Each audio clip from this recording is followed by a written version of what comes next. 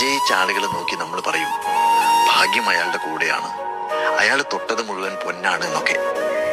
ഈ വിലയിരുത്തലൊക്കെ നമ്മൾ നടത്തുന്നത് അയാളുടെ ഇപ്പോഴത്തെ അവസ്ഥയെ മാത്രം വിലയിരുത്തിക്കൊണ്ടാണ്.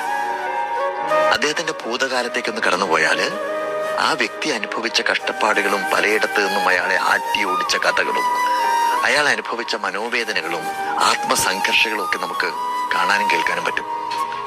അതിനൊന്നും തയ്യാറാവാതെ എല്ലാം അയാളുടെ ഭാഗ്യം കൊണ്ട് മാത്രം നേടിയെടുത്തതാണെന്നും തനിക്ക് ഭാഗ്യമില്ലാത്തതിൻ്റെ പേരിലാണ് ഈ കഷ്ടപ്പാടുകളൊക്കെ എന്നും എക്സ്ക്യൂസ് പറയുന്ന പലരും ഒരു പുനർചിന്ത നടത്തുന്നത് നല്ലതാണ്.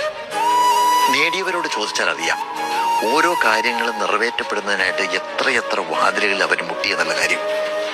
ഓരോന്നും നേടിയെടുക്കാൻ വേണ്ടിയിട്ട് വിട്ടുകളയാതെയുള്ള ശ്രമം കൊണ്ടും അതുപോലെ തന്നെ തളർന്നു വീണാലും എണീക്കാനുള്ള ആ മനസ്സുള്ളത് കൊണ്ട് മാത്രം അവർ വിജയം നേടിയതാണെന്നുള്ള കാര്യം നമുക്ക് മനസ്സിലാക്കാൻ സാധിക്കും. അതുകൊണ്ട് നമ്മൾ സാധാരണ ഉപയോഗിക്കുന്ന ഭാഗ്യം, വിധി തുടങ്ങിയ വാക്കുകളൊക്കെ മാറ്റിവെച്ചിട്ട് വിജയം നേടാൻ വേണ്ടിയിട്ട് നമുക്കൊറ്റ വഴിയുള്ളൂ: കഠിനാധ്വാനം ചെയ്യുക, ഉറച്ച വിശ്വാസത്തോടെ.